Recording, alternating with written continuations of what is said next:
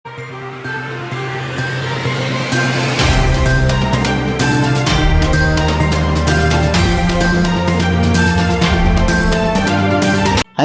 నానక్రామగూడలోని ఓ private హోటల్లో ఆదివారం అఖిల భారత కాంగ్రెస్ కమిటీ మానవ హక్కులు ఆర్టీఐ విభాగం chairman supreme court senior advocate Abhishek Manu సింఘీకి పూలగుచ్చం అందజేసి ప్రత్యేక కృతజ్ఞతలు తెలిపిన తెలంగాణ ప్రదేశ్ కాంగ్రెస్ కమిటీ చట్టం మానవ హక్కులు ఆర్టీఐ విభాగం రాష్ట్ర చైర్మన్ పొన్నం అశోక్ గౌడ్, వైస్ చైర్మన్లు బి సంజయ్ కుమార్, తిరుపతి వర్మలు ఉదయం హైదరాబాద్ వచ్చిన అభిషేక్ మను సింఘీకి మద్దతుగా సిఎల్పిలో ఏకవాక్య తీర్మానం చేసినట్లు సమాచారం. ఈ కార్యక్రమంలో నాగర్ కర్నూల్ పార్లమెంటు సభ్యులు Mallu Ravi, legal cell TPCC convener Khaja Ahmed, Momin Roshan, Zameer, DRT court TPCC legal cell విభాగం చైర్మన్ ఊడిగ రవీందర్ సభ్యులు తదితరులు పాల్గొన్నారు. రాజ్యసభ అభ్యర్థిగా నేడు సింఘీ నామినేషన్ హాజరు కానున్న సీఎం రేవంత్ రెడ్డి సిఎల్పి సమావేశంలో సింఘీని పరిచయం చేసిన సీఎం సింఘీ మాట్లాడుతూ తనను తెలంగాణ నుంచి